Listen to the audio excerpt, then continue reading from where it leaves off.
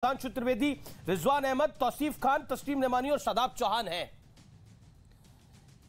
यह सामान्य हादसा है ही नहीं। आजाद भारत के अंदर ऐसे हादसे बहुत कम हमने देखे हैं, लेकिन हुआ है। मेरे साथ हमारी संवाददाता इस समय अंशिका सिंह जुड़ रही हैं। मैं सीधा उनसे उनका रुख करता हूं। अंशिका, मैं सीधा आपका रुख करता हूं और आपके पास आता हूं। क्या आप कहना चाहती है?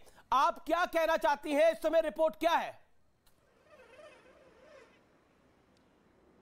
बर्बरता की जो तस्वीर है उसे शब्दों में पिरो नहीं सकूंगी आपके लिए अमीश जी। और जो तस्वीरें वहां से आप जिस पर कई फिल्टर लगाकर ब्लर कर उसको दिखा रहे हैं, वो हमने वहां से तस्वीरें देखी है। जब दमकल के कर्मी वहां अंदर घुसे तो बच्चे और माँ के शव एक दूसरे में ऐसे लिपटे हुए थे कि उन्हें कैसे वहां से निकालें, इस पर जो है वो सवाल खड़ा हो गया। और साथ ही साथ आरोप ये भी लगे कि आग लगी थी, लेकिन दमकल को वहां पहुंचने नहीं दिया गया। हालांकि ये आरोप है और पुलिस जो है वो जांच कर रही है। एक्शन हालांकि लिया गया है, लेकिन इसको लेकर राजनीति जिस तरह से शुरू हुई है वो जो है वो उसको आप देखिए, उस पर सवाल उठता है कि घटना होते ही जिलाध्यक्ष जो है तृणमूल के वो कह देते हैं कि संभव है कि शॉर्ट सर्किट से आग लगी। हाँ, मतलब निर्णय पे पहुंच गए कि शॉर्ट सर्किट हो गया होगा।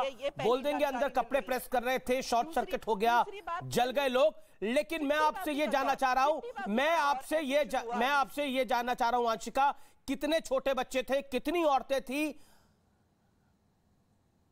ये बताइए। मरने वालों में इनसाइड स्टोरी क्या है?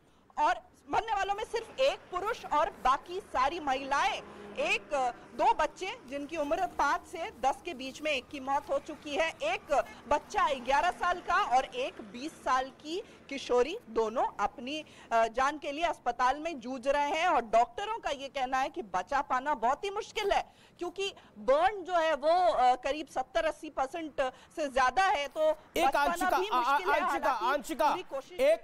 एक सवाल मैं आपसे ऑन एयर पूछता हूं, नहीं तो मैं आपको कॉल करके ये सवाल पूछता, लेकिन मैं अपने व्यूअर्स के लिए आज ये सवाल पूछता हूं। अपने रिपोर्टिंग करियर में आपने इस तरह की घटना देखी है? पहले कभी रिपोर्ट करी है? मैं ये जानना चाहता हूं आपसे, जो हुआ है।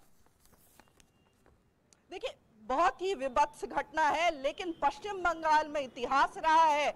अभी 1 साल भी नहीं बीते हैं चुनाव बाद, हिंसा की जो तस्वीरें थी वो भी रूह कपा देने वाली थी। और एक से बढ़कर एक घटनाएं पश्चिम बंगाल में। इसी बीरभूम में जब भी कोई घटना ऐसी होती है तो लगातार उसका रिपरकेशन ऐसा ही देखने को मिलता है। लेकिन जो तस्वीरें कल देखने को मिली हैं, रात भर मैं सो नहीं सकी, क्योंकि मेरे सामने जब तस्वीरें आई तो कोई ब्लर नहीं था, कोई फिल्टर नहीं था, और उसको ऑफिस को बढ़ा पाने में मेरे हाथ कांप रहे थे अमीश जी। निश्चित तौर पर जब पहले भी ये तस्वीरें देखी और अपने ऑफिशियल ग्रुप के अंदर इन तस्वीरों को बढ़ाया, तो मुझे पहले एक नोट लिखना पड़ा कि ये तस्वीरें इतनी खतरनाक है कि इसको देखकर आपका दिल वाकई पसीज सकता है। इसलिए कमजोर दिल वाले इस तस्वीर को ना देखें। इतनी भयानक तस्वीरें हैं, ये विजुअल्स इतने भयानक हैं, अगर आप इनको अनफिल्टर ब्लड नहीं देखेंगे तो रूह कांप जाएगी आपकी। जो तस्वीर मैंने देखी है वो तस्वीर इतनी खतरनाक थी कि रूह कांप जाएगी।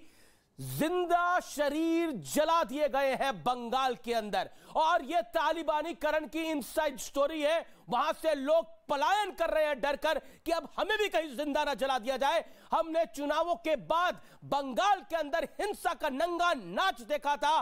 पूरे प्रदेश के अंदर चुन चुन के रेप हुए थे, चुन चुन के घरों को आग लगाई गई थी। यह सब कुछ चुन चुन के हुआ था। यानी बंगाल में क्या चाहिए, किसके साथ बंगाल चाहिए और किसके बिना बंगाल चाहिए, निर्णय इस बात का अब हो रहा है। मेरे साथ बात करने के लिए कई मेहमान हैं। सुधांशु त्रिवेदी, रिजवान अहमद, तौसीफ खान, अंशिका।